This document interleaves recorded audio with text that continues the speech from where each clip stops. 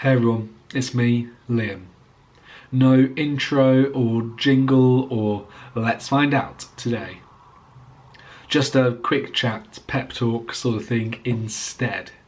On Wednesday the 18th of March, Boris Johnson announced that schools were to close until further notice due to the coronavirus pandemic.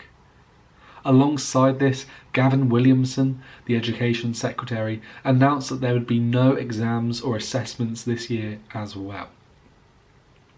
Hearing this and hearing, at the time, no real solutions or answers or alternatives as to what was going to happen to you guys, to the class of 2020, I knew that a lot of young people would be feeling a range of very intense feelings. Anxiousness, frustration, worry, confusion, panic, and maybe for some of you, relief. So after a flurry of emails, I bought a train ticket, got up super early the following morning, put on my most dapper waistcoat and tie, and went back to the school that I used to work at. This was primarily so I could go see my old tutor group, who are in year 11, knowing that they could probably do with a friendly and familiar face on what was really their last normal day of secondary school. And you know what? It was so lovely to see them. As well as so lovely to see so many of my former pupils more generally. I actually don't quite have words to describe just how nice it was to see all of you again. But there were, of course, worries and concerns and fears, and with my tutor group, I tried to ease those concerns with a little pep talk. And who knows, maybe that did help. Now it's that pep talk that I wanted to replicate in this video for you now. Now, first of all, there were, of course, those coronavirus worries. And this is the area of concern that I am going to be the least helpful with. I mean, I'm just an English Lit PhD student after all. All I can recommend is that you follow the government guidance and be calm, kind and conscientious. Don't do anything silly or reckless, do as you're told, and minimise the risk of receiving and transmitting those germs. Try not to panic or get anxious, because that will only make things worse. And yes, I do know that that is much easier said than done. Things are uncertain right now, you're not wrong, but you've got to have faith in the experts and officials to do the best thing for all of us. Now for some more school-based worries, ones that I actually know a little bit about. Some students were worried about not getting their grades. On Friday the 20th of March, the day that I actually went back to school, the government eventually announced that the exam regulator Ofqual will be working with exam boards and schools to produce a fair system for giving you lot your grades. This will include teachers taking into account general effort, classwork, mocks, assessments and non-assessed work in order to give you a grade that reflects what you would have been likely to have gotten in your exams, remembering that that is usually higher than what you get in your mocks anyway. Basically, if you've been working hard, which is probably true if you're watching my videos regularly, then you'll be grand. Your hard work will be rewarded. And I'll put this out there now as well. Your teachers will not screw you over. If you're working at a grade 7, for instance, your teacher isn't just going to give you a grade 2 because they don't like you. The systems that seem like they're being put into place are going to stop that from happening anyway, but realistically, teachers only ever want to help you to succeed. They're not going to punish you for arbitrary reasons. It is also worth mentioning that your exam grades do not define who you are. I took my GCSEs 10 years ago and barely think about those grades now, nor my A-levels from 8 years ago. All they are is a platform to get you to your next step. So that could be college or an apprenticeship or a job or university and so on. Say you were aiming to get all 8s in your GCSEs and you get given all 7s.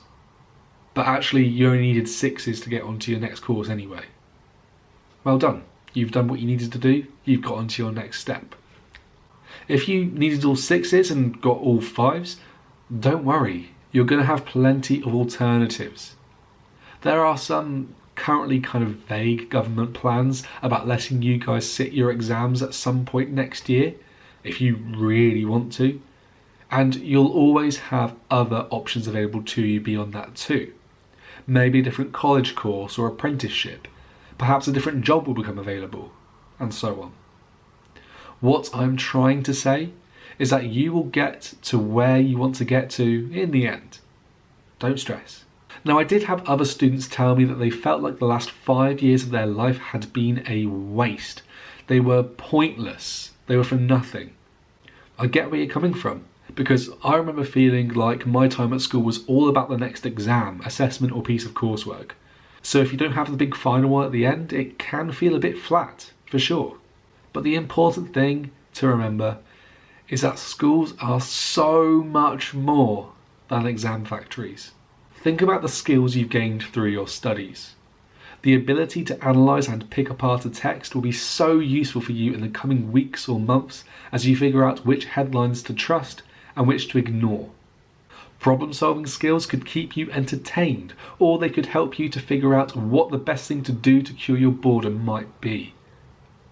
Logical planning, something you might have picked up in science or technology for instance, might help you to structure your days or to help out a friend or relative. Aside from the skills, think about the friends you've made and the cherished memories that you have from your time at school. Was there a particularly funny moment in a class that will go down in history? Have you made friends for life? Was there a light bulb moment in one of your subjects that gave you an intense passion for something? None of those things are actually to do with your exams, but school has helped you to reach them. Even now, whenever I catch up with my old school friends, we reminisce about the good old days, about the stupid things we got up to when we were in school. Give it 2, 5, 10 years time, and you'll be doing the same. And what life lessons did you learn at school? I don't just mean the stuff that you cover in PSHEE, but the moral stuff too. Doing the right thing, helping people out, being kind, knowing not to say rude things about each other. How to help your friend get over a heartbreak. How to get over a heartbreak yourself. How to repair a falling out. Schools may not explicitly teach you these things, but you'll have learned them because of your 5 years in secondary school. Now, I know that some of you are probably going to be worried about missing out. Your school might have certain traditions at the end of your GCSE year, such as a prom or assemblies or so on. Those things that seem like a rite of passage to see you through childhood and into adulthood. I'm sure your school is trying to figure out an alternative for you, something that can be done once everything has returned to normal. And if it doesn't, are there things that you could organise instead? If the thing that you're going to be missing out on is that quality time with your friends, do something about it. I'm sure you lot know plenty more apps than I do to keep you connected in these times. If there's more real life social stuff that you're missing, make a list. And then once things are back to normal, work your way through it. So all of this is to say that yes, times are uncertain and strange right now, but that should not be a cause for major panic and distress about your future. Humanity has gone through so much to get to this point, and you will get through this too. You will get your grades, go on to college, an apprenticeship, a job, university, whatever, and things will get back to normal.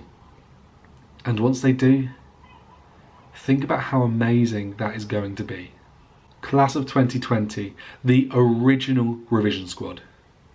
Here's to you. Everyone, please do stay safe. Look after yourself and each other. Cheers.